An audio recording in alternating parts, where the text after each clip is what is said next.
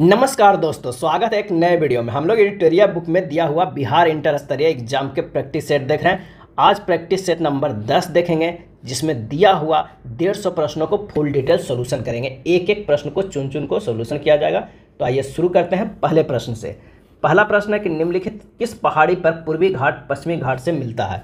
निम्नलिखित किस पहाड़ी पर पूर्वी घाट पश्चिमी घाट से मिलता है, और इसका सही जवाब हो जाएगा ऑप्शन सी, नीलगिरी पहाड़ी। नीलगिरी पहाड़ी भारतीय प्रायद्वीप के पूर्वी घाट तथा पश्चिमी घाट के मिलन बिंदु पर स्थित है। नीलगिरी पहाड़ी को ब्लू माउंटेन भी कहा जाता है, और इसकी सर्वाधिक ऊंची चोटी जो है वो डोडा बेटा है। कितना है तो 2637 मीटर ऊंचा है। संपूर्ण भारत का अक्षांशीय विस्तार है कितना है, इसका आंसर होगा 6 डिग्री 4 मिनट से लेकर 37 डिग्री 6 मिनट उत्तरी अक्षांश तक है। जबकि भौगोलिक दृष्टि से भारत का मुख्य भूभाग 8 डिग्री 4 मिनट से लेकर 37 डिग्री 6 मिनट उत्तरी अक्षांश से लेकर 68 डिग्री 7 मिनट से लेकर 97 डिग्री 25 मिनट पूर्वी देशांतर के मध्य स्थित है। भौगोलिक जो क्षेत्रफल है वो कितना है, 32,87,263 वर्ग किलोमीटर है। विश्व का सबसे ऊंचा सक्रिय ज्वालामुखी पर्वत कौन सा है। सही जवाब हो जाएगा ए, कोटोपैक्सी। कोटोपैक्सी कहाँ है तो इक्वाडोर देश में स्थित है, और विश्व का सबसे ऊंचा सक्रिय ज्वालामुखी पर्वत है, और इसकी ऊंचाई कितनी है तो 5897 मीटर है। 5897 मीटर है। और ओजोस डेल सलाडो दक्षिण अमेरिका महाद्वीप में अर्जेंटीना तथा चिली देशों के सीमा में स्थित है। मोनालोआ एक सक्रिय ज्वालामुखी है, और यह संयुक्त राज्य अमेरिका के 5 ज्वालामुखियों में से एक है। माउंट पोपो म्यांमार में स्थित एक मृत ज्वालामुखी पर्वत है। सियाचिन हिमनद कहाँ स्थित है, आंसर हो जाएगा ऑप्शन डी, नुब्रा घाटी के उत्तर में। सियाचिन हिमनद नुब्रा घाटी के उत्तर में स्थित है। सियाचिन ग्लेशियर दुनिया का सबसे ऊंचा युद्ध क्षेत्र है, और सियाचिन ग्लेशियर लद्दाख का हिस्सा है। यह दुनिया के गैर ध्रुवीय क्षेत्रों में दूसरा सबसे लंबा ग्लेशियर है। भारत की किस नदी को अपने प्रदूषक प्रवृत्ति के कारण जैविक मरुस्थल की संज्ञा दी गई है, आंसर हो जाएगा ऑप्शन बी, दामोदर। दामोदर पश्चिम बंगाल तथा झारखंड में बहने वाली एक नदी है। इस नदी के जल से एक महत्वाकांक्षी पनबिजली परियोजना दामोदर घाटी परियोजना चलाई जाती है। पहले नदी में एकाएक बाढ़ आ जाती थी, जिससे इसे को बंगाल का अभिशाप भी कहा जाता है। मेरियाना खाई किस महासागर तल में स्थित है, और इसका सही जवाब है ऑप्शन बी, पश्चिमी प्रशांत महासागर में। मेरियाना पश्चिमी प्रशांत महासागर में है। टोंगा की बात करें तो पश्चिमी प्रशांत महासागर में, सुंडा हिंद महासागर में है, और प्यूटरिका अटलांटिक महासागर में है। नीचे सूची 1 और सूची 2 दिया गया है, उसे मिलान करना है। तो ये मिलान करते हैं। जयसमंद झील कहाँ पे है तो ये राजस्थान में है। बड़खल झील जो है वो फरीदाबाद हरियाणा में है। लोकटक झील कहाँ है तो ये मणिपुर में है, और कालीबेली झील तमिलनाडु में है। आंसर जो हो जाएगा वो ए हो जाएगा।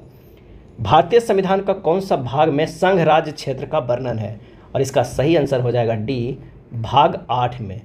भाग 8 में जो है संघ राज्य क्षेत्र का वर्णन है। भाग 5 में संघ का, भाग 6 में राज्य का, भाग 4 में राज्य के नीति निर्देशक तत्व का, और भाग 10 जो है अनुसूचित एवं जनजातीय क्षेत्र का वर्णन है। भारतीय संविधान के नीचे दिए गए कर्तव्यों में से किनको मौलिक कर्तव्यों को श्रेणी में नहीं रखा गया है, आंसर हो जाएगा बी, आयकर का भुगतान करना मौलिक कर्तव्यों में उल्लेख नहीं किया गया है। पंचायतों की वित्तीय स्थिति की समीक्षा के लिए राज्य सरकार प्रत्येक 5 वर्षों में क्या गठित करती है। सही जवाब हो जाएगा ए, वित्त आयोग का। किसका, वित्त आयोग का गठित करती है। भारत की संसद द्वारा शिक्षा का अधिकार अधिनियम कब लागू किया गया था। सही जवाब हो जाएगा ए, 1 अप्रैल 2010 को लागू किया गया था। भारत में शिक्षा का अधिकार संविधान के अनुच्छेद 21A के अंतर्गत मूल अधिकार के रूप में उल्लेखित किया गया था। 2002 ईस्वी में संविधान के 86वां संशोधन किया गया, और इसके अनुच्छेद 21A के तहत शिक्षा को मौलिक अधिकार बनाया गया। इस अधिनियम के तहत 6 से 14 वर्ष तक के बच्चों के लिए अनिवार्य एवं निःशुल्क शिक्षा का प्रावधान किया गया। भारतीय संविधान में राष्ट्रपति द्वारा ख्याति प्राप्त व्यक्तियों को राज्यसभा में मनोनयन का प्रावधान किस देश के संविधान से लिया गया, आंसर हो जाएगा बी, आयरलैंड से लिया गया है। पंचायती राज व्यवस्था का मूल उद्देश्य क्या सुनिश्चित करना है, और इसका सही आंसर जो हमारे पास हो जाएगा वो हो जाएगा कौन सा तो लोकतांत्रिक विकेंद्रीकरण और राजनीतिक जवाबदेही। आंसर हो जाएगा ऑप्शन सी। भारतीय शासन अधिनियम 1919 के अंतर्गत केंद्रीय विधानमंडल की संरचना में किस प्रकार का परिवर्तन किया गया, और इसका सही आंसर हो जाएगा ए, द्विसदनात्मक विधानमंडल का सृजन किया गया। निम्नलिखित में से कौन सा कार्य भारतीय चुनाव आयोग का नहीं है, और इसका सही जवाब हो जाएगा ए, पंचायतों का चुनाव करना जो है वो भारतीय चुनाव आयोग का काम नहीं है। निर्वाचन क्षेत्रों का परिसीमन, मतदाता सूची तैयार करना, राजनीतिक दलों का पंजीकरण, ये सब इनका काम है। पोर्टलैंड सीमेंट के प्रमुख संगठनों में शामिल है। काफ़ी इंपॉर्टेंट प्रश्न है, कई बार ये पूछा जाता है। आंसर जो हो जाएगा हमारे पास वो कौन सा हो जाएगा, तो हो जाएगा डी, लाइम, सिलिका और एल्यूमिना। लाइम, सिलिका और एल्यूमिना। 1824 ईस्वी में एक ब्रिटिश इंजीनियर जोसेफ एस्परडीन ने चूना पत्थर तथा चिकनी मिट्टी से जोड़ने वाला ऐसा नया पदार्थ बनाया जो अधिक शक्तिशाली और जलरोधी था। चूना पत्थर या खड़िया का मृतिका जो लाल मिट्टी या सेल के साथ ज़्यादा गर्म करने से प्राप्त होने वाले पदार्थ को सीमेंट कहते हैं, और 2 से 3% जिप्सम डालकर सीमेंट के जमने की दर को कम की जाती है। ध्यान रखिएगा, जिप्सम को इसलिए डाला जाता है कि जमने का दर थोड़ा कम हो। ईस्ट का उपयोग वाइन और बियर उद्योगों में किया जाता है क्योंकि यह श्वसन करता है। तो आंसर हो जाएगा ऑप्शन सी, अवायवीय रूप से अल्कोहल के उत्पादन में। वनों की कटाई में होने वाले प्रभावों में कौन से कथन गलत है? इसका जो सही आंसर हो जाएगा वो सी, यह पोषक तत्वों के पुनर्चक्रण को गति देता है। वनों उन्मूलन का अर्थ है वनों को काटकर उन्हें भूमि में मिलाना। इससे उन जंगलों में रहने वाले जंगली जानवरों के आश्रय और भोजन के स्रोत नष्ट हो जाते हैं। यह पृथ्वी के तापमान को बढ़ाकर और वर्षा को कम करके जलवायु परिस्थितियों को भी बदल देता है। जैसे जैसे पेड़ों को काटा जाएगा, अंतर्निहित मिट्टी भी मिट्टी के कटाव को बढ़ावा देगी। पेड़ों और मिट्टी के बीच पुनः चक्रित होने वाले पोषक तत्व नष्ट हो जाएंगे, जिससे मिट्टी अनुपजाऊ हो जाएंगे। कार्नेलाइट किस धातु का अयस्क है? आंसर हो जाएगा ऑप्शन बी, पोटेशियम का। पोटेशियम का 2 अयस्क होता है, नाइटर और कार्नेलाइट।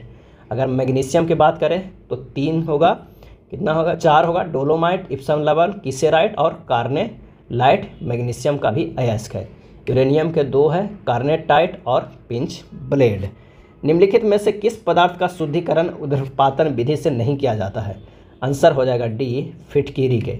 कुछ ठोस पदार्थ ऐसे होते हैं जिन्हें गर्म किए जाने पर वे द्रव अवस्था में आने के बजाय सीधे गैस में बदल जाते हैं और गैस को ठंडा करके पुनः सीधे ठोस अवस्था में आ जाते हैं। ऐसे पदार्थों को ऊर्ध्वपातन तथा इस प्रक्रिया को ऊर्ध्वपातन सब्लिमेशन कहते हैं। इस विधि के द्वारा Kapoor, naphthalene, ammonium chloride, benzoic अम्ल आदि पदार्थ शुद्ध किए जाते हैं। किसी द्रव तथा उसमें अभिलेय पदार्थ के अवयवों को किस विधि द्वारा अलग किया जाता है? आंसर हो जाएगा सी, निस्यंदन द्वारा। द्रव तथा उसमें अभिलेय पदार्थ के अवयवों को निस्यंदन के उपयोग में पृथक किया जाता है। किसी मिश्रण के कणों की आमाप में अंतर का उपयोग चालन तथा निस्यंदन प्रक्रियाओं द्वारा पृथक्करण में किया जाता है। जंग रहित लोहा बनाने में प्रयुक्त होने वाले महत्वपूर्ण धातु कौन सा है? आंसर हो जाएगा ऑप्शन सी, क्रोमियम। जंग रहित लोहा बनाने के लिए क्रोमियम को लोहे में मिश्रित किया जाता है, जिससे एक मिश्र धातु स्टेनलेस स्टील बनती है जो जंग रहित होती है। सामान्यतः प्रयुक्त होने वाले निम्नलिखित पदार्थों में से कौन सा मिश्र धातु नहीं है? आंसर हो जाएगा डी, तांबा। इस्पात, लोहा, क्रोमियम एवं कार्बन का मिश्र धातु है। पीतल तांबा एवं जस्ता का मिश्र धातु है। कांसा तांबा एवं टीन का मिश्र धातु है, जबकि तांबा एक धातु है न कि मिश्र धातु है। रक्त में आरबीसी के बहुत अधिक उत्पन्न होने से रोग कौन सा हो जाता है? आंसर हो जाएगा सी, पॉलीसिथीमिया हो जाता है। रक्त में आरबीसी की संख्या में असाधारण बढ़ोतरी को पॉलीसिथीमिया कहते हैं। हीमोफीलिया एक वंशानुगत रोग है। इसमें चोट लगने पर रक्त बहता रहता है, जल्दी थक्का नहीं जाता है। वसा का पाचन करने वाले एंजाइम लाइपेज निम्नलिखित में से किसके द्वारा स्रावित होता है? सही आंसर हो जाएगा बी, अग्न्याशय के द्वारा स्रावित होता है। अमृतसर की संधि 1809 में किनके बीच हुई? और इसका सही आंसर हो जाएगा बी, रंजीत सिंह और चार्ल्स मेडकॉफ के बीच हुई। कब हुई? 25 अप्रैल 1809 ईस्वी में। अमृतसर की संधि चार्ल्स डी मेडकॉफ जो ब्रिटिश ईस्ट इंडिया कंपनी का प्रतिनिधित्व करता था और पंजाब के सिख राज के प्रमुख रंजीत सिंह के बीच समझौता हुआ था। मिलान करें, एक तरफ राज है, एक तरफ संस्थापक है। अगर हैदराबाद की हम बात करते हैं तो इसके कौन है? तो मोहम्मद अली कुतुब शाह। अगर बंगाल की बात करें तो मुर्शिद कुली खां। अवध की बात करें तो कौन है? तो शहादत अली खां। और मराठा के शिवाजी। आंसर हमारे पास कौन सा आ जाएगा? डी आ जाएगा। जैन साहित्य को क्या कहते हैं? और इसका सही आंसर हो जाएगा ऑप्शन डी, आगम। जैन साहित्य को आगम कहा जाता है। जैन धर्म का प्रारंभिक इतिहास कल्प सूत्र में ज्ञात होता है। जैन ग्रंथ भगवती सूत्र में महावीर के जीवन कृत्यों तथा अन्य समकालीन के साथ उनके संबंधों का विवरण मिलता है। और जातक में बुद्ध की पूर्व जन्म की कहानी वर्णित है। हिनयान का प्रमुख ग्रंथ कथा वस्तु है, जिसमें महात्मा बुद्ध का जीवन चरित्र अनेक कथानकों के साथ वर्णित है। महाभारत के अनुसार उत्तरी पंचाल की राजधानी स्थित थी। सही आंसर हो जाएगा सी, अहिच्छत्र में। उत्तरी पंचाल की राजधानी अहिच्छत्र थी। दक्षिणी पंचाल की राजधानी काम्पिल्य थी। हस्तिनापुर तथा इंद्रप्रस्थ कुरु की राजधानी थी और मथुरा शूरसेन की राजधानी थी। निम्नलिखित में कौन एक सही सुमेलित है? चतुर्थ आंग्ला मैसूर युद्ध, टिप्पू पराजित हुआ था, वह युद्ध के मध्य में दिवंगत हुआ, यह सही है। जो आंग्ला मैसूर युद्ध हुआ था वो 4 हुआ था। प्रथम जो हुआ था वो गवर्नर जनरल उस समय थे लॉर्ड बेरेलेस्ट, और ये कब हुआ था? तो ये हुआ था 1767 से 69 तक। इसके बाद मद्रास की संधि हुआ। द्वितीय वारेन हेस्टिंग्स के समय लड़ा गया था। उसके बाद जो हुआ मैंगलोर की संधि हुआ। तृतीय लॉर्ड कॉर्नवालिस के समय लड़ा गया। श्रीरंगपट्टनम के संधि हुआ कब? 1790 से 12 में। द्वितीय हुआ था 1780 से 84 में। चतुर्थ जो हुआ 1799 में हुआ लॉर्ड ब्लेजली के समय। टिप्पू सुल्तान के इसमें मृत्यु हो गई। तो आंसर हमारे पास है डी हो जाएगा। निम्नलिखित में किस राजवंश ने बीजापुर में स्वतंत्र शासन की स्थापना की थी? आंसर हो जाएगा सी, आदिल शाह। बीजापुर सल्तनत या आदिल शाही सल्तनत 1490 से 1686 ईस्वी तक का एक राज्य था। यह बमनी सल्तनत का एक प्रांत था जिसका सूबेदार यूसुफ आदिल शाह था, जिसने बीजापुर को 1490 में स्वतंत्र घोषित कर दिया। उसने इसके साथ ही आदिल शाही वंश की स्थापना की। 1686 ईस्वी में औरंगजेब ने इसको मुगल साम्राज्य में मिला लिया था। दिल्ली में मुगल साम्राज्य की नींव निम्नलिखित में से किस लड़ाई के परिणाम स्वरूप पड़ा था? आंसर हो जाएगा डी, पानीपत की पहली लड़ाई। और ये कब लड़ा गया था? तो 21 अप्रैल 1526 ईस्वी को बाबर तथा इब्राहिम लोदी के बीच हुआ। इस युद्ध में बाबर ने पहली बार प्रसिद्ध तुलगमा नीति प्रयोग किया था। अंग्रेजी ईस्ट इंडिया कंपनी को भारत में व्यापार करने का चार्टर किसने प्रदान किया? आंसर हो जाएगा बी, महारानी एलिजाबेथ प्रथम ने 1 से 15 वर्षों के लिए पूर्वी देशों के साथ व्यापार करने का अधिकार प्रदान किया। कब? तो 31 दिसंबर 1600 ईस्वी को। कब है? 31 दिसंबर 1600 ईस्वी। रणजीत सिंह की राजनीतिक राजधानी लाहौर थी। उन्होंने किस नगर को अपनी धार्मिक राजधानी घोषित किया था? आंसर हो जाएगा ए, अमृतसर। रणजीत सिंह का जन्म गुजरावाला में 2 नवंबर 1780 ईस्वी को सुकर चकिया मिसल के मुखिया महासिंह के यहाँ हुआ था।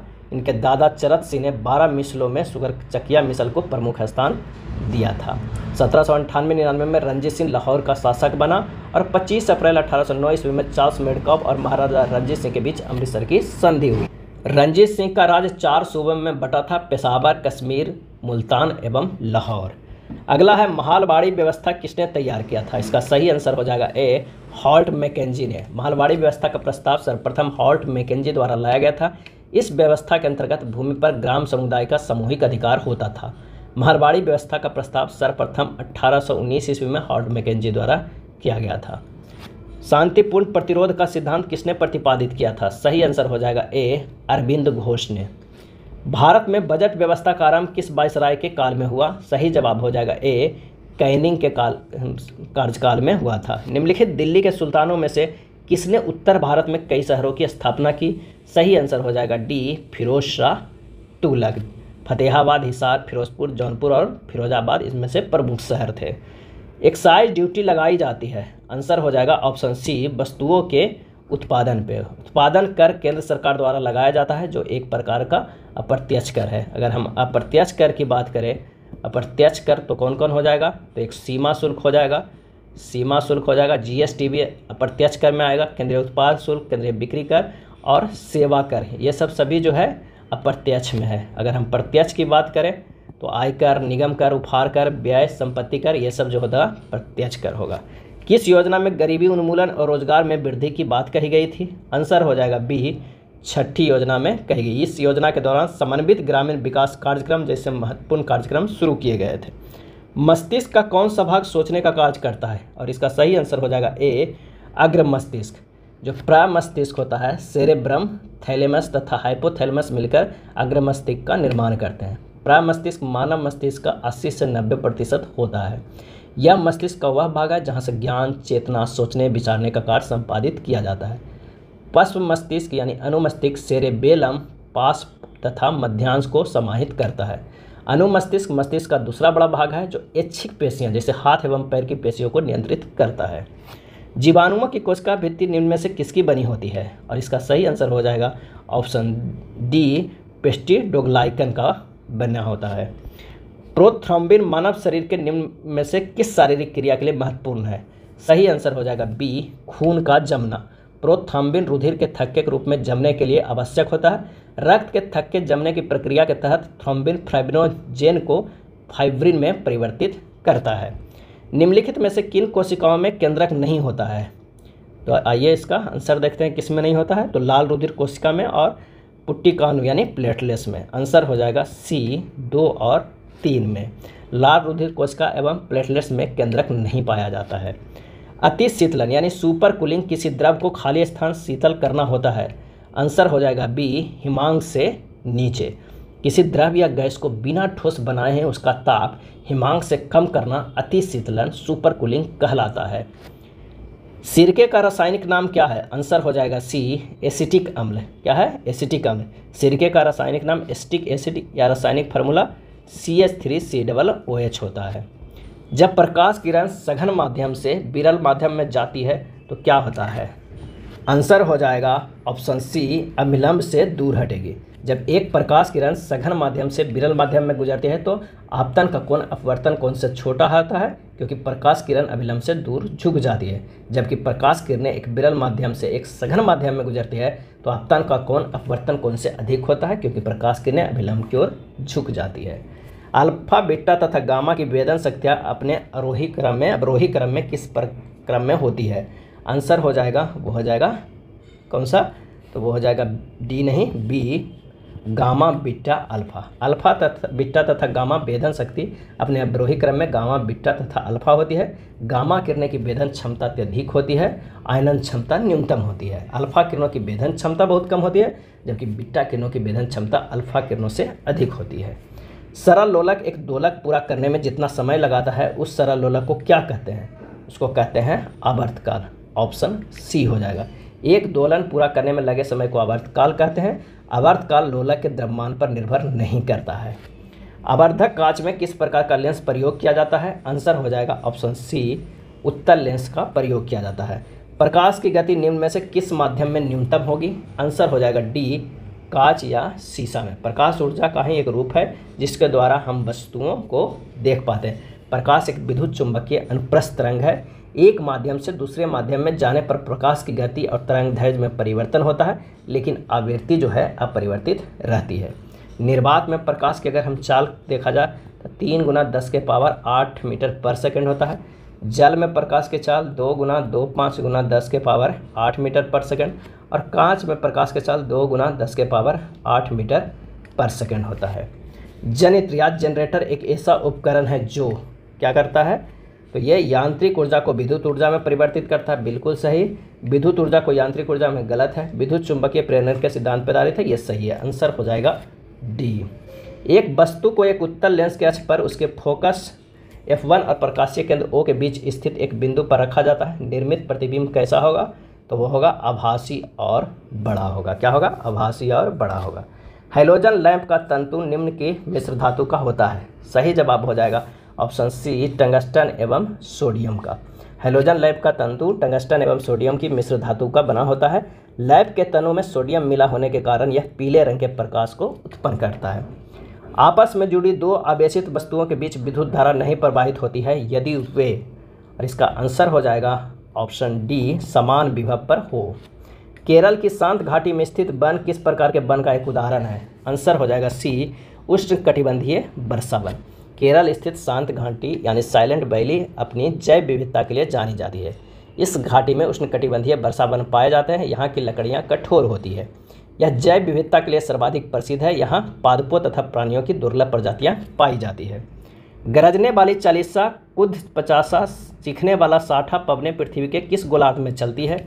आंसर हो जाएगा ऑप्शन बी दक्षिणी गोलार्ध में। सौर मंडल का सबसे चमकदार ग्रह कौन सा है?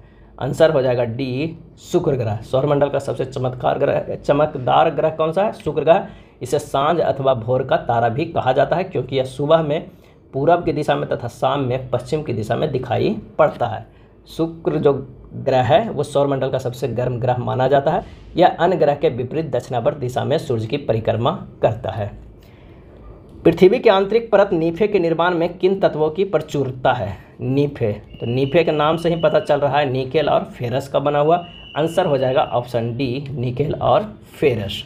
निम्नलिखित में कौन सा एक वर्ष 2011 की जनगणना के अनुसार राज्यों को उनके न्यूनतम जनसंख्या घनत्व के आधार पर सही अनुक्रम है?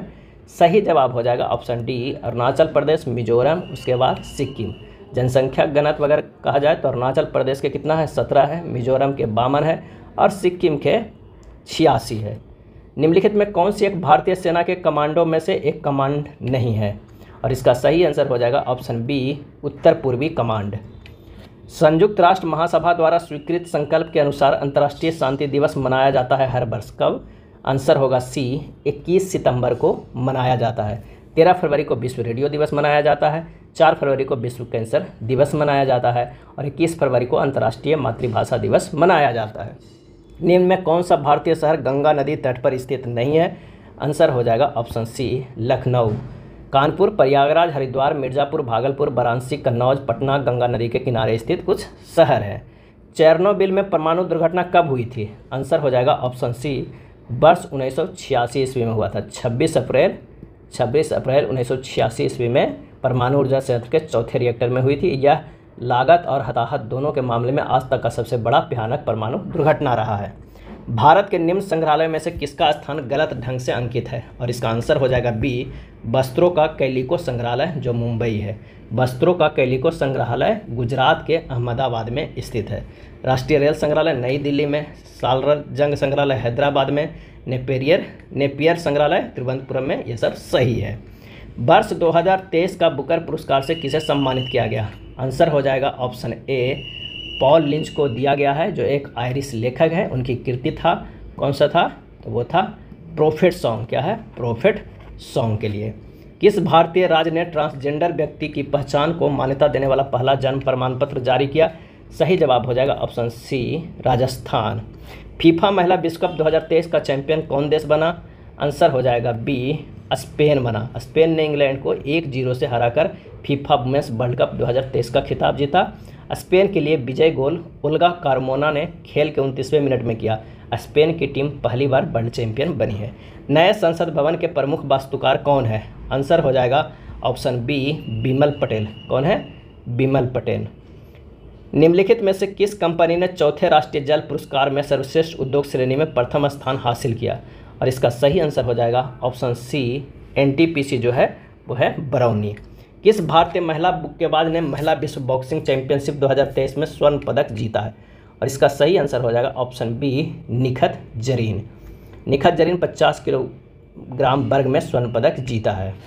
वार्षिक भारत श्रीलंका द्विपक्षीय समुद्री अभ्यास सिलनेक्स 2023 का 10वां संस्करण हाल ही में निम्नलिखित में से किस शहर में प्रारंभ हुआ?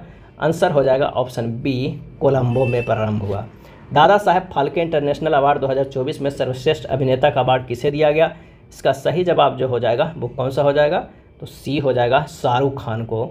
सर्वश्रेष्ठ अभिनेत्री रानी मुखर्जी को, सर्वश्रेष्ठ निर्देशक संदीप रेड्डी बांगा को और सर्वश्रेष्ठ फिल्म 12th फेल को दिया गया है। हाल ही में आयोजित चौथे खेलो इंडिया शीतकालीन खेलों का शुभारंभ क्या है? और इसका सही आंसर हो जाएगा ऑप्शन ए, हिम तेंदुआ। चौथे खेलो इंडिया शीतकालीन खेलों का आयोजन केंद्र शासित प्रदेश लद्दाख में किया गया था। वर्ष 2023 के शांति के क्षेत्र में नोबेल पुरस्कार किसे प्रदान किया गया था? आंसर हो जाएगा बी, नरगिस मोहम्मदी को। साहित्य में जॉन ओलाफास को और चिकित्सा में कैटालिना करिको और विस्मय को किया गया था। भौतिकी में पीरे अगस्टी को, फेरेकोस को और एनी एल हुलियर को मिला था। नेक्स्ट है मैथ सेक्शन। जब x के पावर 17 + 1 को x + 1 से विभाजित किया जाता है तो शेषफल क्या हो जाएगा? यदि कोई संख्या a के पावर n है, a के पावर n + b के पावर n के रूप में है, जहाँ n विषम है तो वो संख्या a + b से विभाज्य है। तो x के पावर 17 + a के पावर 17 बटा x + 1 है, किसे? विषम संख्या है, तो यह x से क्या है? पूर्णतः विभाज्य होगा। तो कितना होगा? शेषफल जो होगा हमारे पास वो हो जाएगा 0 अगर पूर्णतः विभाज्य है तो। सैनिकों की वह कम से कम संख्या क्या है जिससे 10, 12, 15, 18 और 20 सैनिकों की टुकड़ियाँ बनाई जा सकती है और एक वर्ग भी बनाया जा सकता है?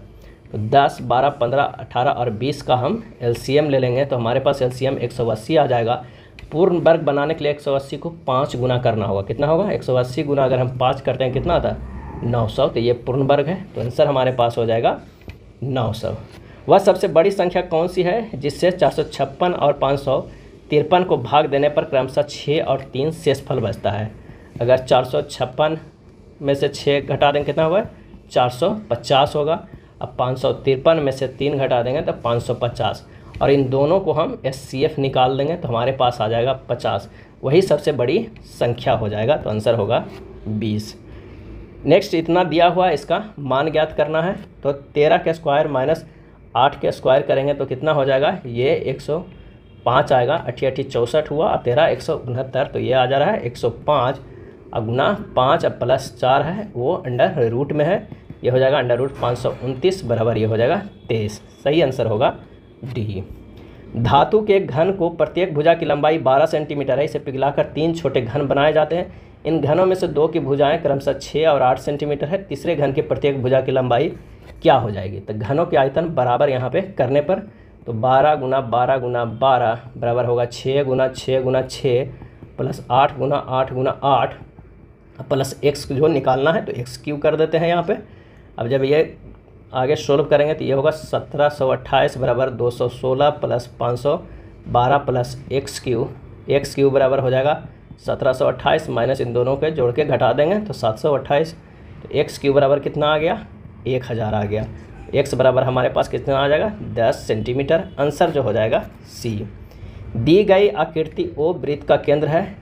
कोण AOC बराबर 140 डिग्री है, तो कोण ABC का मान क्या हो जाएगा? तो हमारे पास कोण ADC बराबर हो जाएगा 70 डिग्री। परिधि पर आंतरिक कोण उसी चाप द्वारा केंद्र पर आंतरिक कोण का आधा होता है। अब जो हमारे पास है ABCD एक चक्रीय चतुर्भुज है, तो कोण B जो होगा प्लस कोण D बराबर कितना होगा? 180 डिग्री, और कोण B बराबर होगा 180 डिग्री माइनस 70 डिग्री यानी 110 डिग्री। तो कोण ABC बराबर कितना हो जाएगा? 110 डिग्री। ऑप्शन ए सही हो जाएगा। 3 संख्याएं हैं 1, 2, 3 के अनुपात में। 3 संख्याओं का गुणनफल 1296, तीनों संख्याओं का योग क्या होगा? यानी x plus 2x plus 3x गुना में अगर ये तीनों करते हैं x गुना 2x गुना 3x बराबर ये 1296 दिया हुआ है, तो x क्यू बराबर कितना हो जाएगा? 216। तो x बराबर हो जाएगा कितना? 6 हो जाएगा। तो हमारे पास योग कितना हो जाएगा? x plus 2x plus 3x बराबर 6x, तो 6 गुना 6 बराबर 36। आंसर हो जाएगा ऑप्शन ए। रीदा और रिया का वेतन क्रमशः 3:5 के अनुपात में है। यदि प्रत्येक के वेतन में 5000 की वृद्धि हो जाती है तो नया अनुपात 5:7 हो जाता है। रिया की वर्तमान वेतन क्या है? तो माना कि रीदा और रिया का प्रारंभिक वेतन कितना है? 3x और 5x है। प्रत्येक वेतन में 5000 वृद्धि हो रहा है। 3x प्लस 5000 बटा 5x प्लस 5000 कितना हो जा रहा है? ये 5/7। यहाँ से x का मान सोल्व कीजिएगा तो 2500 आ जाएगा। रिया का वेतन कितना हो जाएगा? वर्तमान वेतन 5 गुना 2500 बराबर 12500। तो आंसर हो जाएगा हमारे पास सी हो जाएगा। किसी बर्तन में 25 लीटर दूध है। इस बर्तन में 5 लीटर दूध निकालकर उसके स्थान पर पानी मिला दिया जाता है, तो यह प्रक्रिया पुनः 2 बार दोहराई जाती है। अब उस बर्तन में कितना दूध है? तो सूत्र से शुद्ध दूध की शेष मात्रा बराबर क्या हो जाएगा? a इंटू 1 माइनस एक्स बटा a के पावर t, जहाँ a जो है वो शुद्ध दूध की आरंभिक मात्रा, x है प्रतिस्थापित मात्रा, t है प्रक्रिया की संख्या। तो प्रश्न के अनुसार शुद्ध दूध की शेष मात्रा बराबर होगा 25 गुना 1 माइनस 5 बटा 25 के पावर 3, क्योंकि ये प्रक्रिया 2 बार दोहराई जाती है। तो हो जाएगा हमारे पास कितना? 25 गुना 64 बटा 125 बराबर 12.8 लीटर। आंसर हो जाएगा डी। ए, बी और सी एक काम को क्रमशः 10 दिन, 15 दिन और 20 दिन में पूरा कर सकते हैं। उन्होंने उस काम को एक साथ मिलकर पूरा किया और मजदूरी के रूप में 2600 रुपया प्राप्त किया। सी की मजदूरी ज्ञात करें। तो ए और बी और सी है जो समय लेता है कितना? 10 दिन, 15 दिन, 20 दिन। इन सब का अगर हम करेंगे LCM और क्षमता निकालेंगे तो इसका क्षमता 6 है, इसका क्षमता 4 है, इसका क्षमता 3 है। तो सी की मजदूरी कितना है होगा? तो टोटल तो 2600 है, उसमें से 6 प्लस 4 प्लस 3 की टोटल क्षमता, और सी का कितना है? 3 है। बस इतना कर देना। आंसर जो हमारे पास आ जाएगा 600 काट पीट के आंसर होगा बी होगा। नेक्स्ट है 2 पाइप ए और बी एक खाली टंकी को क्रमशः 10 घंटे और 16 घंटे में भर सकता है। वे बारी बारी से 1 घंटे के लिए खुलते हैं। पहले पाइप बी खोला जाता है। खाली टंकी कितने घंटे में भर जाएगा? तो अगर हम मान लिया कि एक 10 घंटा का है, एक 16 घंटा का, इन दोनों का एलसीएम लेंगे तो ये 80 होगा और 80 होगा तो इसका क्षमता 10 वाला का कितना है? 8 है, इसका क्षमता 5 है। अब बी का जो है क्षमता 5 है, पहले बी को खोला गया है ना, तो प्रश्न के अनुसार पहले जोड़ लेते हैं। 8 5 क्या हो गया? 13 तो पहले क्षमता हो गया। अगर दोनों तो 2 घंटा चलता है तो 13 होता है। अगर 6 बार पहले चला देते हैं तो 13 गुना 6 कितना हो जाएगा? 78 इकाई। और कितना समय चला? 12 घंटा चला। 12 घंटा तो चल चुका है, तो 78 घटा देंगे किस में से? 80 में से। अब बचा 2, तो चलेगा कौन? बी के द्वारा चलेगा, यानी 2 बटा बी का कितना क्षमता है? 5 है, यानी 12.2/5 हमारा आंसर आएगा। आंसर जो हो जाएगा वो हो जाएगा ए हो जाएगा। यदि मोहन अपनी सामान्य चाल को 60% चाल से यात्रा करता है तो वह 10 मिनट देरी से पहुंच जाएगा। उसके द्वारा लिया गया सामान्य समय क्या हो जाएगा? तो 60% बराबर हो जाएगा क्या है? 60/100 यानी 3/5। अगर सामान्य 5 है तो नहीं 3 है। समय अगर 3 लगा तो इसमें 5 लगा है। दोनों का अंतर कितना था? 10 मिनट का। 1 बराबर हो जाएगा 5, तो 3 बराबर हो जाएगा 5 गुना 3 बराबर 15। सामान्य समय कितना लगेगा? 15 मिनट। 1000 मीटर की रैखिक दौड़ में ए बी को 50 मीटर या 5 सेकंड से हरा देता है। ए और बी की चाल मीटर पर सेकंड के बीच कितना होगा? तो आइए देखते हैं। दूरी अगर 1000 है तो बी कितना? 950 होगा, क्योंकि 50 मीटर से हरा देता है। बी की चाल कितना हो जाएगा? बी की चाल बराबर हो जाएगा 50/5 यानी 10 मीटर पर सेकंड हो जाएगा। और बी का समय कितना लगेगा? बी का समय बराबर हो जाएगा 950 मीटर में 10 से भागा देंगे तो 95 सेकेंड लगा। बी द्वारा 950 मीटर की दूरी करने में लिया गया समय ए द्वारा 1000 मीटर की दूरी तय करने में लिए गए समय के बराबर होगा। तो ए की चाल कितनी हो जाएगी? तो 1000/95 कर देंगे तो 200/19 मीटर पर सेकंड हो जाएगा। अंतर क्या हो जाएगा? 200/19 माइनस 10 बराबर 10/19। आंसर हमारे पास ये हो जाएगा 10/19। आंसर होगा बी। नेक्स्ट प्रश्न है, 2 नाव एक दूसरे की ओर क्रमशः 36 किलोमीटर और 54 किलोमीटर पर आवर की चाल से यात्रा करें। टकराने से 1 सेकंड पहले दोनों नावों के बीच की दूरी कितनी होगी? नाव के सापेक्ष गति कितना है? 36 + 54 जोड़ देंगे और उसमें से 5/18 से भागा दे देंगे तो ये 25 मीटर पर सेकंड होगा, क्योंकि 1 सेकंड की बात कर रहा है। तो 1 सेकंड में तय की गई दूरी कितना हो जाएगा? 25 मीटर। यही आंसर हो जाएगा ऑप्शन सी। अगला प्रश्न है, एक दुकानदार 4% छूट देता है, 15 वस्तु पर 1 वस्तु मुफ्त देता है और 35% लाभ कमाता है। क्रय मूल्य एवं अंकित मूल्य का अनुपात क्या होगा? हमें ये बताना है। अगर मान लिया कि क्रय मूल्य है और ये अंकित मूल्य है तो ये 4% के छूट 96, 135 हो जाएगा इसका अंकित मूल्य। अब ये 16 वस्तु दे रहा है। कितना वस्तु दे रहा है? 16 वस्तु, क्योंकि 15 वस्तु पर 1 वस्तु मुफ्त दे रहा है 16, और ऐसे कीमत तो खरीदता है क्रय मूल्य कितने? 15 वस्तु का। तो यहाँ से अगर इससे भागा देंगे तो ये 6 हो जाएगा, इससे भागा देंगे तो ये 9 बार में, तो अनुपात जो हमारे पास होगा 2:3 होगा। आंसर जो होगा वो डी हो जाएगा। अगला प्रश्न है कि यदि x के पावर 2 के पावर 3 गुना 3 के पावर 10 गुना 5 और y बराबर 2 के पावर 5 गुना 3 गुना 7 हो तो x और y का एचसीएफ क्या होगा? एचसीएफ में न्यूनतम घात मिनिमम पावर को लेते हैं। तो यहाँ जो हमारे पास हो जाएगा, एक 2 का हो जाएगा, एक 3 हो जाएगा, एक 5 हो जाएगा, एक 7 हो जाएगा। आंसर जो हमारे पास है ये होगा। नेक्स्ट प्रश्न, मिश्रण ए में चॉकलेट और दूध का अनुपात 4:3 है, बी में चॉकलेट दूध का अनुपात 5:2 है। ए और बी को 5:6 के अनुपात में मिलाया जाए तो एक नया मिश्रण बनाने के लिए मिलाया जाता है, तो नए मिश्रण में चॉकलेट प्रतिशत कितना है? पहला जो है वो 4:3 है, ये कितना हो गया? 7। और दूसरा जो हमारे पास है 5:2, ये भी हो गया 7। ऊपर वाला में से 5 से गुना कर दीजिए, नीचे वाला में 6 से गुना कर दीजिए। हमारे पास क्या बन के आया? तो 520 अब 5 15 अनुपात का हो गया। नीचे हो जाएगा 30, 6 × 30 और 6 दूनी 12। इन दोनों को जोड़ देंगे, ये 50 हो जाएगा और ये हो जाएगा 27। तो चॉकलेट प्रतिशत बराबर हमारे पास कितना आ जाएगा? तो 50/77, 50 + 27 77 हो जाएगा और गुना 100 बराबर कितना होगा? 65%। तो आंसर हमारे पास होगा सी। अगला प्रश्न है कि 60 रुपये प्रति केजी वाली चीनी को 42 रुपये प्रति किलोग्राम वाली चीनी में किस अनुपात में मिश्रित किया जाए जिससे कि मिश्रित चीनी को 56 रुपये पर किलोग्राम के मूल्य में बेचने पर 12% का लाभ हो? तो 56 रुपये अगर मान लिया कि बेचेंगे तो 12% के लाभ है। 112 गुना 100 बराबर कितना ये परसेंट हो गया? ये हो गया 50। पहले था 60, उसके बाद हो जाएगा ये कितना 42, और इसे 50 का अगर करते हैं तो हमारे पास ये आ जाएगा 10 का रेशियो में, और ये 8 हो जाएगा, यानी 4:5। यानी 4:5 में अगर मिश्रित करेंगे तो 56 रुपये पर किलोग्राम बेचने पर 12% का लाभ हो जाएगा। आंसर हो जाएगा हमारे पास ए हो जाएगा। एक चुनाव में 2 उम्मीदवार थे। हारने वाले उम्मीदवारों ने 41% वोट प्राप्त किए और वो 5580 वोटों से हार गया। कुल वोटों की संख्या कितनी हो जाएगी? तो 100% टोटल था, हारने वालों ने 41, ये 59। इन दोनों का डिफरेंस कितना है? 18%। 18% कितना दिया हुआ है? 5580 वोट, तो एक हो गया 310 का, और 100% कितना हो गया? 31,000 के बराबर। आंसर हमारे पास हो जाएगा ए। एक बेईमान दुकानदार सामान खरीदते समय 12.5% और सामान बेचते समय 6.66% की धोखाधड़ी करता है। वह उसे 11.11% हानि पर बेचने का वादा करता है। लाभ परसेंट ज्ञात कीजिए। तो 22.5% को हम लिख सकते हैं 9/40, और 6.66% को लिख सकते हैं 1/15, और 11.11% की लिख सकते हैं 1/9। अगर कह रहा है कि क्रय मूल्य 40 है तो विक्रय मूल्य कितना हो जा रहा है? 49 हो रहा है। और क्रय मूल्य इसमें 14 है तो विक्रय मूल्य कितना हो जा रहा है? कितना? 15 हो रहा है, क्योंकि इसमें भी धोखाधड़ी कर रहा है तो ये 15। और ये अगर 9 है क्रय मूल्य तो विक्रय मूल्य कितना है? 8 है, यानी तभी हमारे पास ये क्या हो रहा है कि हानि हो रहा है 11.11% के।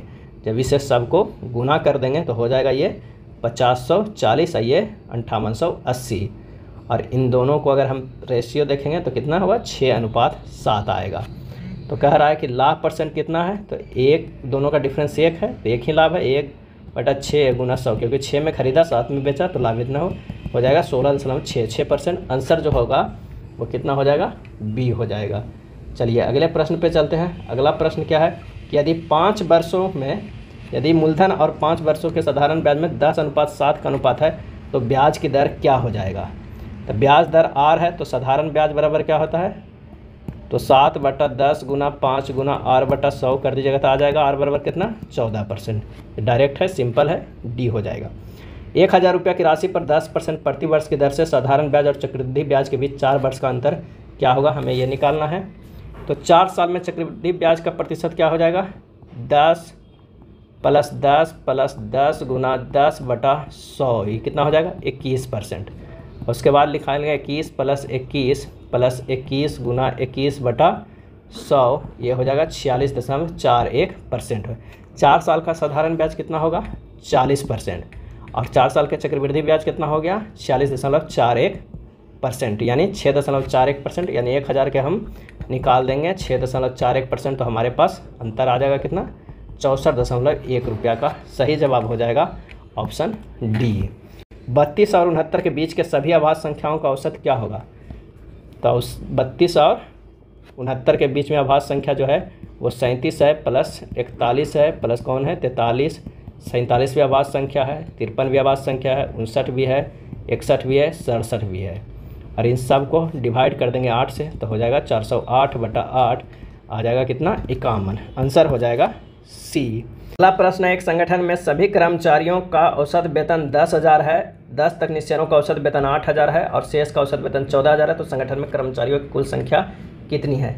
एक का जो है औसत वेतन 8,000 है और एक का जो है वो 14,000 है, लेकिन औसत सभी का कितना है? 10,000 के बराबर है। इन दोनों को अगर निकालेंगे तो ये 2,000 हो जाएगा और ये 4,000 हो जाएगा कर्मचारियों की संख्या, यानी 4,000 हो जाएगा।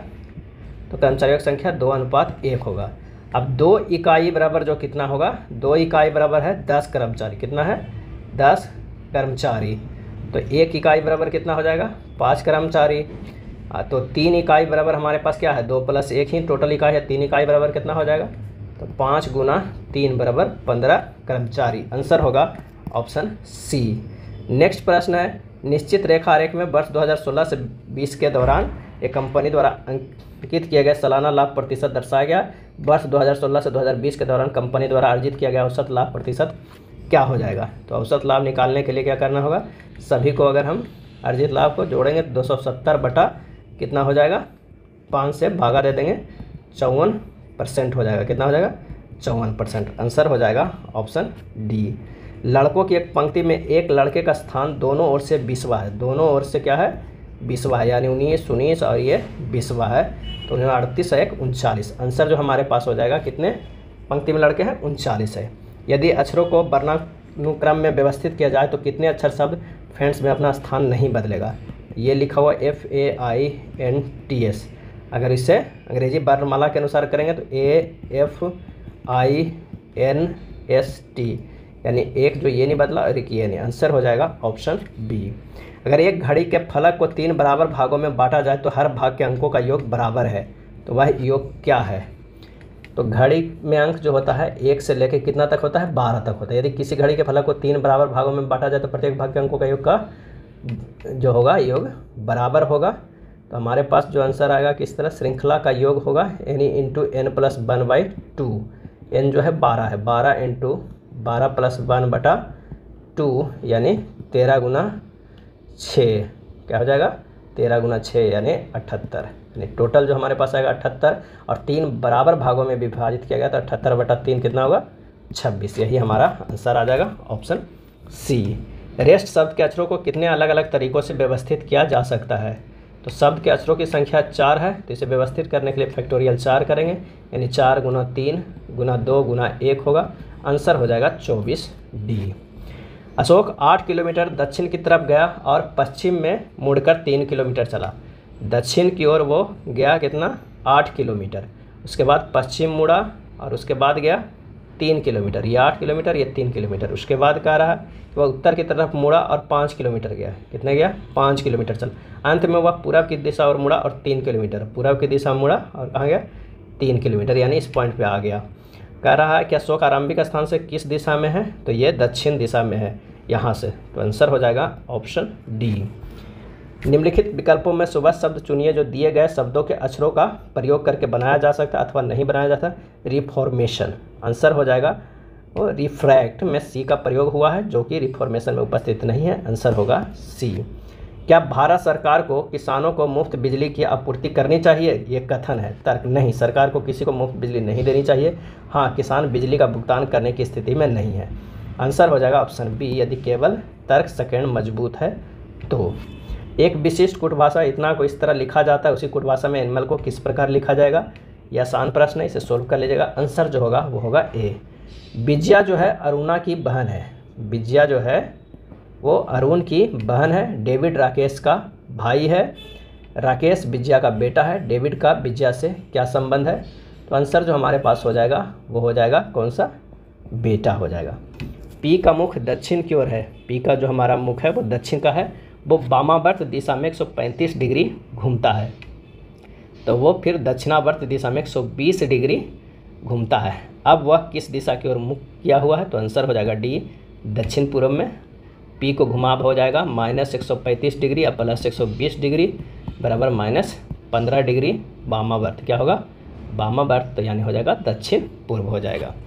8 व्यक्ति है एक वृत्ताकार मेज के इर्द गिर्द की ओर मुख करके बैठते हैं। इस तरह के अगर वृत्ताकार मेज है उसमें से 8 व्यक्ति बैठा हुआ है। कह रहा है कि जी तथा एच के बीच 3 व्यक्ति बैठा हुआ है। अगर जी बैठा हुआ है और यहाँ पर एच बैठा हुआ है तो इनके बीच में 3 व्यक्ति बैठे हुए हैं। बी तथा जी के बीच में 2 व्यक्ति बैठे हुए हैं। बी तथा जी के बीच में, यानी बी हो जाएगा और जी के बीच में कितने? 2 व्यक्ति बैठे हैं। सी तथा ई के बीच में 2 व्यक्ति बैठे हुए हैं। सी तथा ई के बीच में क्या है? 2 व्यक्ति। तो यहाँ पर हो जाएगा सी अगर देते हैं तो। उसके बाद कह रहा है कि ए डी के तुरंत बाईं ओर बैठता है। ए जो है वो डी के तुरंत बाईं ओर बैठता है। एच डी का पड़ोसी नहीं है। एच जो है वो डी का पड़ोसी नहीं है। ई बी के दाईं ओर चौथे स्थान पे बैठा हुआ है। निम्नलिखित में से कौन सा कथन सही है? तो यहाँ पर क्या हो जाएगा? डी हो जाएगा। यहाँ पर कौन बैठेगा? एफ होगा। बी एच के तुरंत बाईं ओर बैठा है, बिल्कुल सही है। ई और सी के बीच में 2 व्यक्ति बैठा है, बिल्कुल सही। आंसर हो जाएगा ऑप्शन सी, एक और दोनों सही है। 2 सिक्कों को एक साथ उछालने के कम से कम एक शीर्ष प्राप्त होने की क्या प्रायिकता है? यानी हेड प्राप्त होने की। एन एस बराबर हमारे पास 2 के सिक्का है तो ये 4 बार उछल होगा। एन ई बराबर है जो प्राप्त होने का है वो क्या कर रहा है? शीर्ष है, तो 4 - 1 बराबर 3 हो जाएगा। अभिष्ट प्राथमिकता होता है 3/4। आंसर होगा ऑप्शन जो है वो होगा बी। एक खास कोड भाषा में रेड कलर चाक का अर्थ इतना है और इसका इतना है, तो बाइट को किस प्रकार इस नंबर का इस्तेमाल किया गया है? तो इसका आंसर जो होगा वो जाएगा डी 5। यहाँ पर सोच रहे होंगे कि एन ई बराबर 3 कैसे है, क्योंकि कह रहा है कम से कम एक शीर्ष, या तो एच आ सकता है या एच टी आ सकता है या टी एच आ सकता है। दोनों टी टे तो नहीं होगा, तो ये 3 ही है जो एन ई के बराबर है। एक विषम ज्ञात कीजिए, इसमें से विषम कौन है? तो इसका आंसर हो जाएगा ऑप्शन बी भावनाएं। भावनाएं अन्य सभी से भिन्न है, क्योंकि भय, प्रेम और घृणा ये सभी भावना के अंतर्गत आते हैं। चलिए, दिए गए अंक समूह के अनुसार कौन सा प्रश्न में है? तो देखते हैं 2 + 1 × 2 बराबर 6 हो रहा है, तो 6 + 2 × 4 बराबर क्या होगा? 32। उसी प्रकार देखते हैं 8 + 1 × 2 क्या होगा? 18, और 18 + 2 × 4 बराबर 80। आंसर जो हमारे पास हो जाएगा वो हो जाएगा कौन सा? तो सी हो जाएगा। चलिए अगले प्रश्न पे चलते हैं कि उस विकल्प का चयन करें जो तीसरे शब्द से उसी प्रकार संबंधित है जैसे दूसरा शब्द पहले से। अहंकार, विनम्रता, निराशा। सही आंसर हो जाएगा ऑप्शन सी आशा। नेक्स्ट प्रश्न है, 4 शब्द समूह दिए गए हैं जिसमें 3 समान है और एक भिन्न है। भिन्न शब्द समूह को छांटना है, तो आइए छांटते हैं। NTZ, N + 6 अगर करते हैं तो T आता है, और T + 6 करते हैं तो Z आता है। अगर उसी तरह हम B प्लस जो हम 5 करेंगे +5 करेंगे तो G आएगा, और G + 10 करेंगे तो Q आएगा।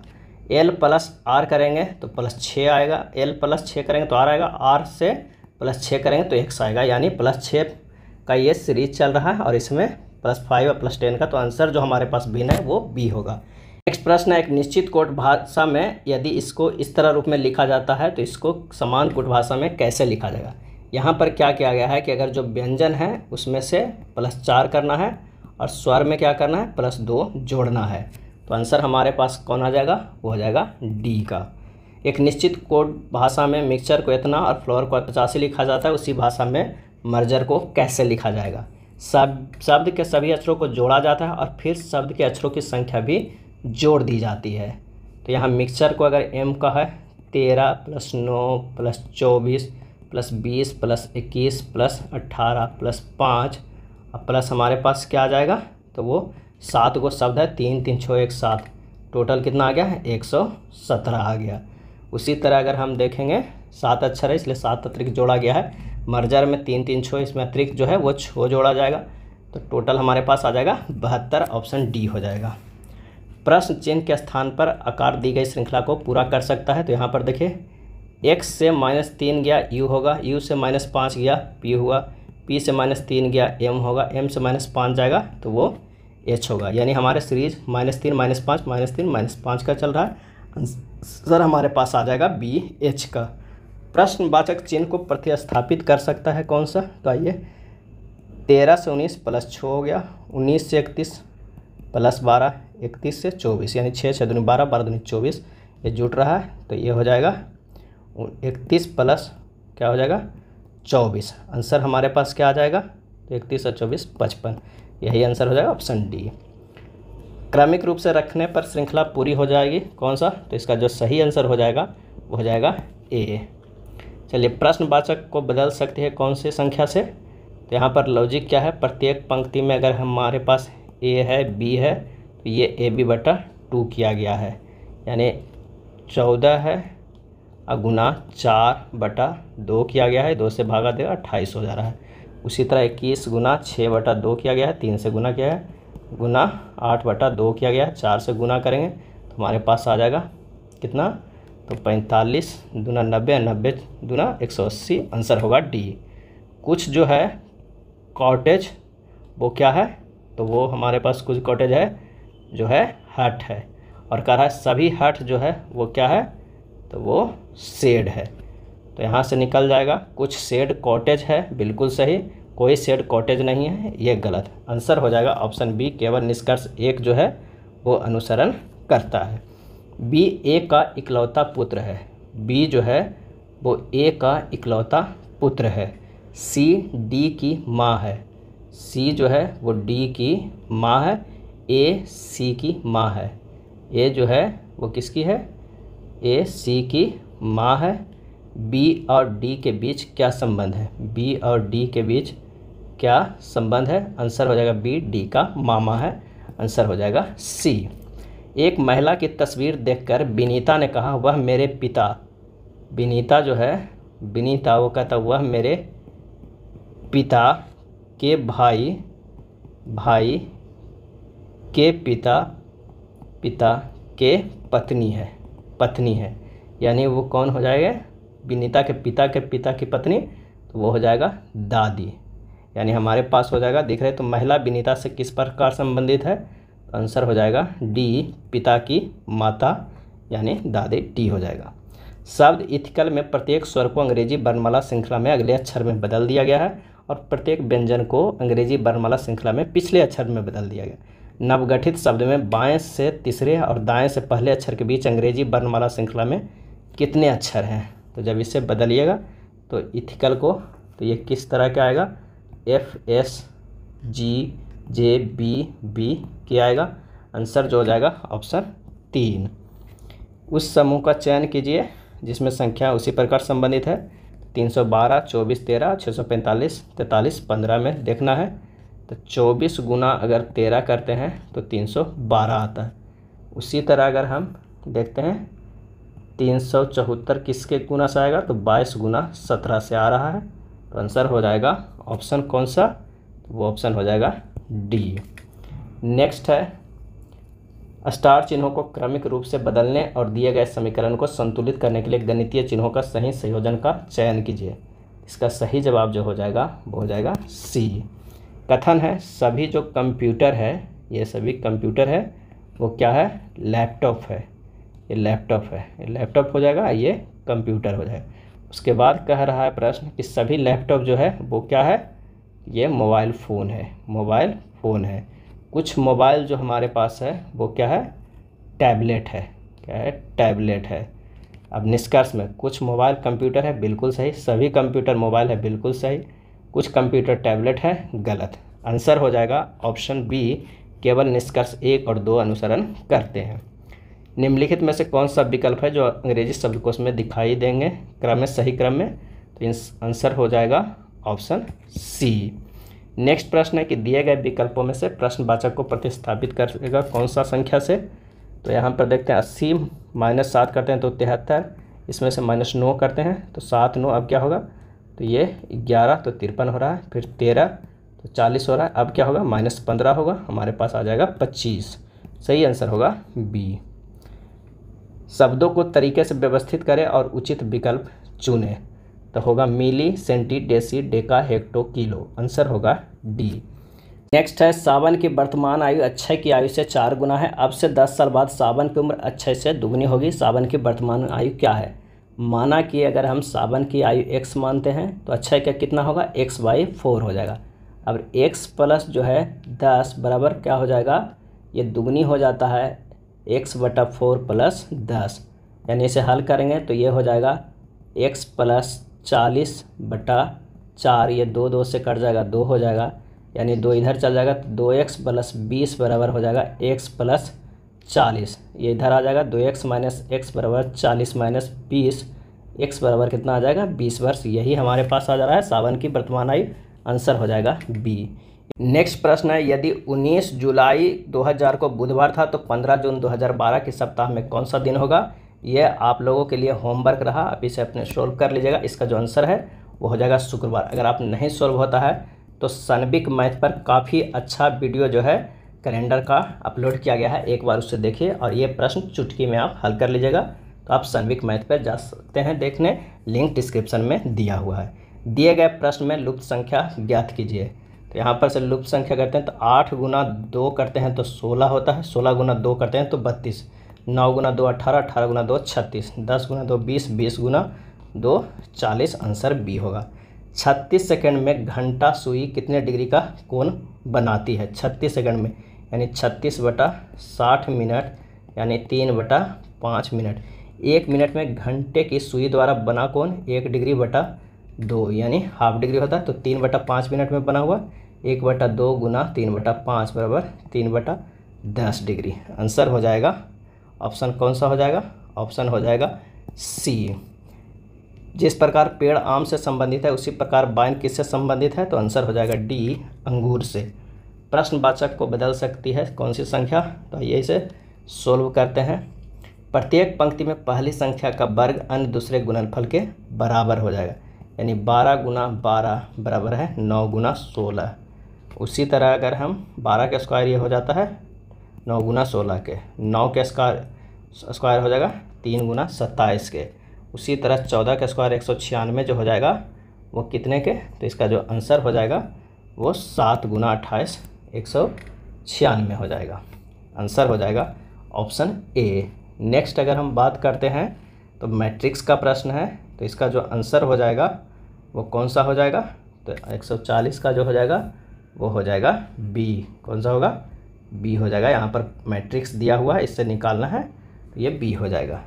नेक्स्ट प्रश्न है कि प्रश्नवाचक चिन्ह के स्थान पे कौन सी संख्या आएगा, तो यहाँ पर अगर √4, √64, √9 और √16 सबको जोड़ देंगे तो बीच वाला आ जाएगा। उसी तरह जोड़ते हैं तो बीच में आ जाएगा, ये हो जाएगा 5, ये 9, 2, 6, 6, 5, 11, 9, 20, 2, 22। आंसर हो जाएगा ऑप्शन डी।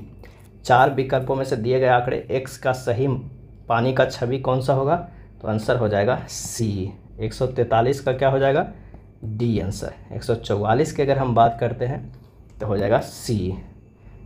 छाया अंकित भाग दर्शाता है किस चीज़ का, तो इसका जो आंसर हो जाएगा वो हो जाएगा बी, गैर एशियन व्यवसायिक क्रिश्चियन महिलाओं का।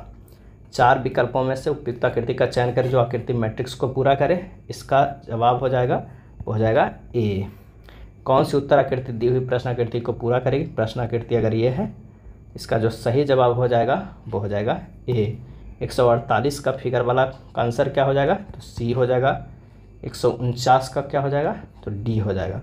और 150 की अगर हम बात करते हैं तो ये हो जाएगा डी, 99। इन दोनों को जोड़ के ये लाया गया है, इन दोनों को जोड़ के ये लाया गया है, और इन दोनों को जोड़ेंगे 36, 9, 8, 1, 9, 99। आंसर डी हो जाएगा। ये था बीएससी इंटर स्तरीय प्रैक्टिस सेट। अगर वीडियो अच्छा लगा तो लाइक एंड शेयर कर दीजिएगा। धन्यवाद।